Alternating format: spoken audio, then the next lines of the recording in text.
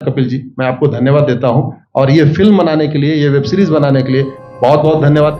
कहां का सत्यमेव जयते, कहां का सत्यमेव जयते, कहां का सत्यमेव जयते। सुप्रीम कोर्ट के जजेस, हाई कोर्ट के जजेस जरूर इसको देखें और आत्मचिंतन करें कि भारत की न्याय प्रणाली कहां पहुंच गई है। भारत में टोटल 5 करोड़ केसेस तो वो हैं जो district court, high court, supreme court में है। इसका मतलब 5 करोड़ परिवार न्याय की आशा में बैठा हुआ है। ऑन एन एवरेज एक परिवार में 6 आदमी रख लीजिए, तो यानी 30 करोड़ लोग न्याय की आस लगाए बैठे हुए हैं।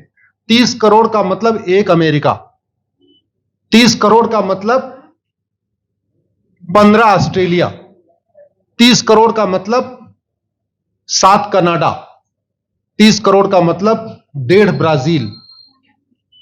इतने लोग भारत में न्याय की आस में बैठे हुए हैं। और ये 5 करोड़ केस तो वो हैं जो district court, high court, supreme court में है।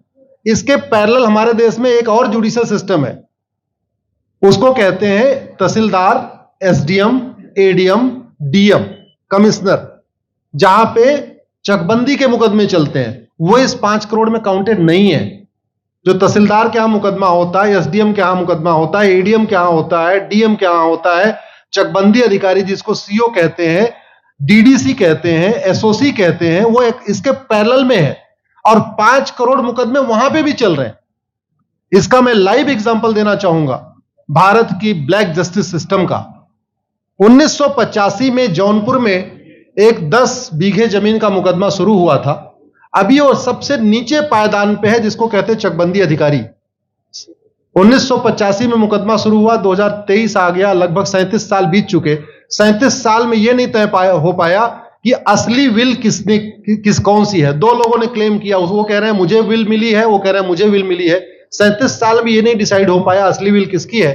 अगर मान लीजिए आज डिसाइड हो जाए तो सीओ के बाद एसओसी, एसओसी के बाद डीडीसी, डीडीसी के बाद हाई कोर्ट, हाई कोर्ट के बाद सुप्रीम कोर्ट, यानी अभी 35 साल और लगेगा, 70 साल लगेगा। सेकंड जनरेशन मुकदमा लड़ रही है, ऑलरेडी सेकंड जनरेशन मुकदमा लड़ रही है। और इसी स्पीड से काम हुआ तो मुझे लगता है 3rd जनरेशन आके मुकदमा जाके तब जाके सुप्रीम कोर्ट पहुंचेगा।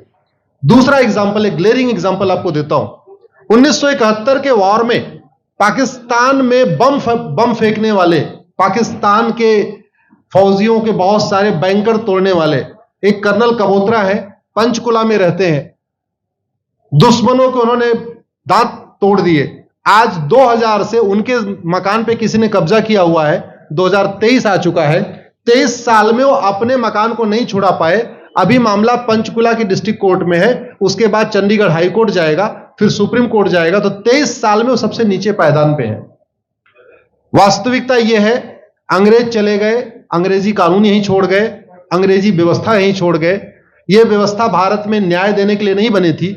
यह जो न्यायिक जुडिशियल सिस्टम था भारत में जो बनाया गया, वो केवल और केवल भारत को लूटने बांटने के लिए बनाया गया था। क्योंकि कानून वही चल रहा है, जुडिशियल सिस्टम वही चल रहा है, इवन हमारा ड्रेस भी वही चल रहा है। अंग्रेज काले कपड़े पहनते थे, हम भी काले कपड़े पहनते हैं।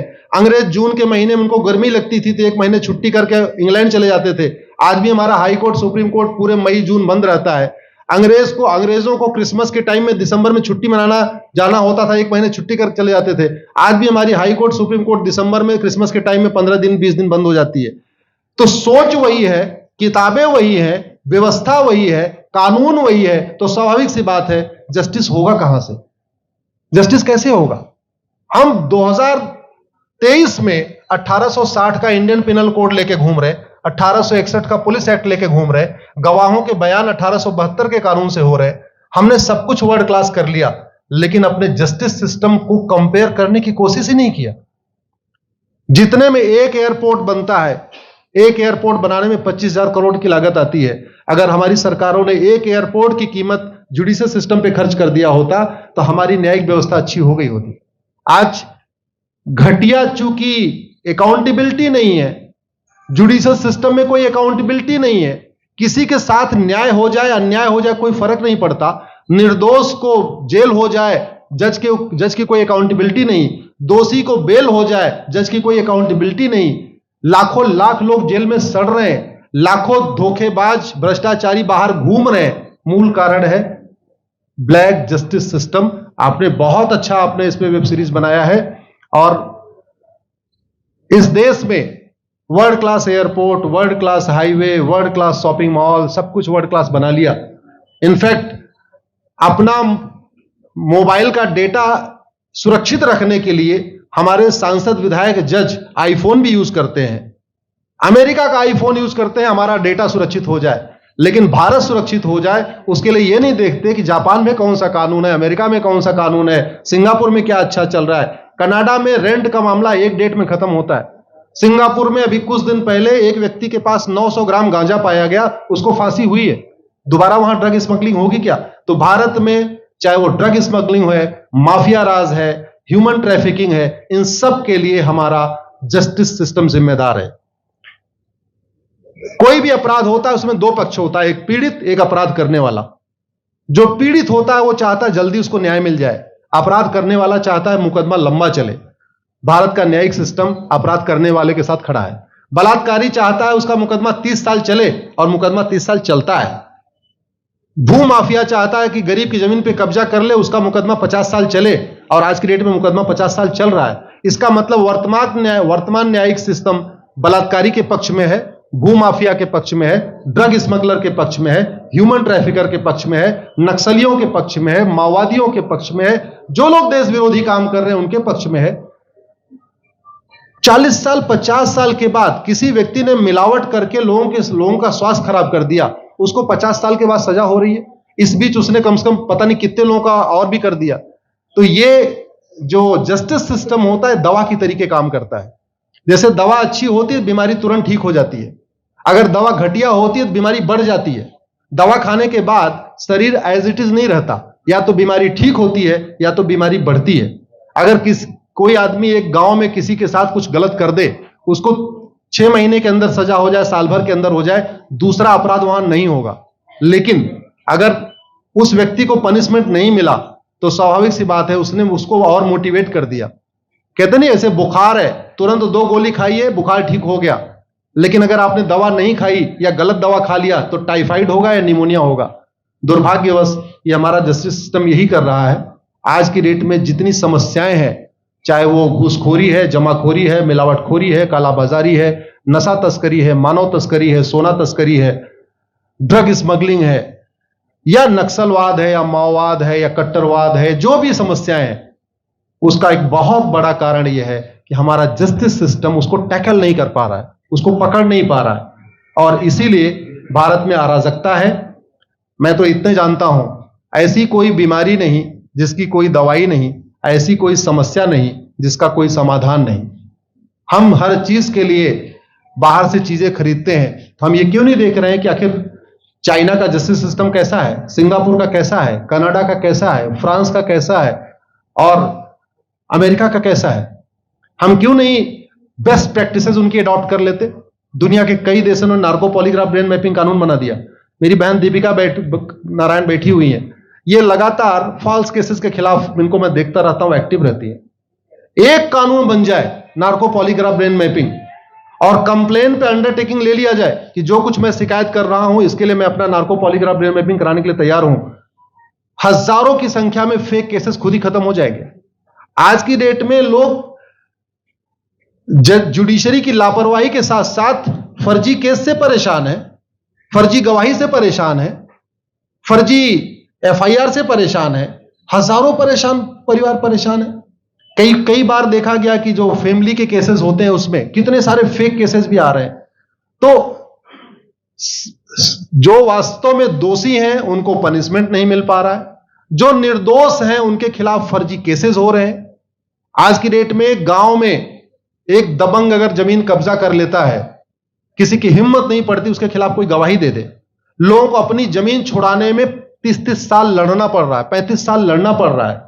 अगर 30 साल 35 साल के बाद कक्कड़ जी उसको अपनी जमीन मिल भी गई तो उसके साथ न्याय कहां हुआ? 35 साल में उसका टाइम बर्बाद हो गया, 35 साल में उसका पैसा बर्बाद हो गया, 35 साल वो मेंटल ट्रॉमा में रहा, 35 साल उसने तारीख पे तारीख झेली है। और मैं तो डिस्ट्रिक्ट कोर्ट में कई बार जाके देखा, ऐसे परिवारों को देखता हूं जिनके पास बस से आने के लिए पैसा नहीं है, साइकिल से आते हैं। ऐसे परिवारों को देखता हूं जो चाय नहीं पी सकते अपने पैसे से, बेचारे घर से रोटी बांध के और अचार लेके आते हैं, लेकिन वहां मजबूरी में वकील को पैसा देते हैं। तो हमारी कोर्ट कचहरी वास्तव में दलाली का अड्डा बन गया है। हमारी कोर्ट कचहरी भ्रष्टाचार का अड्डा बन गया है। और मैं दुख के साथ कहना चाहूंगा, अदालतों में न्याय हो नहीं रहा है, बल्कि न्याय बिक रहा है। जिनके पास पैसा है, वो उन्होंने कितना बड़ा क्राइम किया हो, मर्डर किया हो, रेप किया हो, उनको जमानत हो रही है। और जिनके पास नहीं है, वो बेचारे जेल में सड़ रहे हैं। कई बार तो देखा गया, मैंने मेरे मर्डर किया एक्स अनंत सिंह ने, लेकिन एक्स अनंत सिंह बाहुबली थे, उन्होंने थानेदार को 20 लाख रुपए दिया, वो वाई अनंत सिंह को लेकर जेल में डाल दिया। नाम वही है। अब उसके बाद क्या हुआ, 20 साल मुकदमा चला और फिर सबूत के अभाव में छूट गया। तो जिसने मर्डर किया वो तो कभी जेल गया ही नहीं। एक निर्दोष जेल गया, 10-20 साल के बाद उसने अपना जमीन बेचा, सब कुछ किया, मां बाप सब कुछ तबाह हो गए, फिर वो सबूत के अभाव में छूट रहा है। तो सबूत के अभाव में अगर 20 साल के बाद छूट भी गया हो, उसका 20 साल कौन लौटाएगा? उसके 20 साल के लिए कौन जिम्मेदार है? उसके 20 साल जो बर्बाद हुआ, उसके लिए संविधान की शपथ लेने वाले जिम्मेदार हैं। संविधान के प्रियम्बल में लिखा है, हम आपको जस्टिस देंगे, हम आपको न्याय देंगे। न्याय देने की जिम्मेदारी किसकी? जिन्होंने शपथ लिया। शपथ कौन लेते हैं? जजेस लेते हैं, सांसद, विधायक, मंत्री लेते हैं। तो आज की डेट में अगर लोगों को न्याय नहीं मिल रहा है, तो इसके लिए वही जिम्मेदार हैं जो संविधान की शपथ लेते हैं। संविधान की शपथ लेने वालों को वेतन, भत्ता, गाड़ी, बंगला इसीलिए मिलता है कि लोगों को न्याय मिल सके, फास्ट जस्टिस मिले, कंप्लीट जस्टिस मिले। अनफॉर्चुनेटली कंप्लीट जस्टिस मिलने में तो 50-60 साल लग जाता है, फास्ट जस्टिस तो सपना हो गया है। इसलिए आज आपने जो ये वेब सीरीज बनाई है, मैं आपको धन्यवाद देता हूं। एक ऐसे विषय पे जिस पे कोई टच नहीं करता, लेकिन जिससे करोड़ों लोग पीड़ित हैं। मैंने कहा ना, 5 करोड़ लोग सीधे district court, high court, supreme court के केसेस से पीड़ित हैं, और 5 करोड़ मुकदमे एसओसी, डीडीसी, तहसीलदार के यहां चल रहा है। तो अगर 5 करोड़ से 30 करोड़ लोग इधर पीड़ित हैं, तो उधर भी पीड़ित है। वास्तव में बहुत बड़ी संख्या भारत में इसी से पीड़ित है।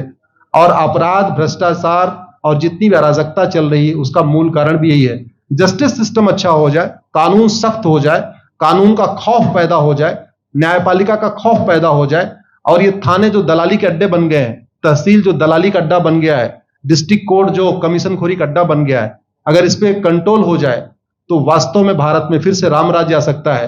अगर जुडिशियल सिस्टम अच्छा हो जाए, जो राम राज्य की कल्पना है, धर्म की जय हो, अधर्म का नाश हो, प्राणियों में सद्भावना हो, विश्व का कल्याण हो, मुझे लगता है उसको फिर से जीवित किया जा सकता है। आपने मुझे बुलाया कपिल जी, मैं आपको धन्यवाद देता हूं। और ये फिल्म बनाने के लिए, ये वेब सीरीज बनाने के लिए बहुत बहुत धन्यवाद देता रहता हूं। दीपिका जी लड़ती रहती हैं, इनको देखता रहता हूं। बहन नेहा जी आई हैं, ये अपने गानों से मुझे लगता है बहुत अच्छा आप लिखती हैं। और इसी तरीके से कड़वा सच आप लिखते रहिए, कड़वा सच गाते रहिए। लोग आज की डेट में, यंग जनरेशन कड़वा सच सुनना चाहती है। मीठे झूठ ने इस देश में शुगर, डायबिटीज पैदा कर दिया। भारत केवल लोग डायबिटीज से नहीं पीड़ित हैं, बल्कि हमारी व्यवस्था को डायबिटीज हो चुका है। और उस डायबिटीज को दूर करने के लिए नेहा राठौर जैसी बहनें जो सही बात कह रही हैं, दीपिका जी सही बात कह रही हैं। आप लोग जो है बहुत अच्छा काम कर रहे हैं। और आपने, कक्कड़ साहब, आपने बनाया वेब सीरीज, आपको विशेष आभार, धन्यवाद देता हूं। यही निवेदन करता हूं, इस वेब सीरीज को ज्यादा से ज्यादा देखें।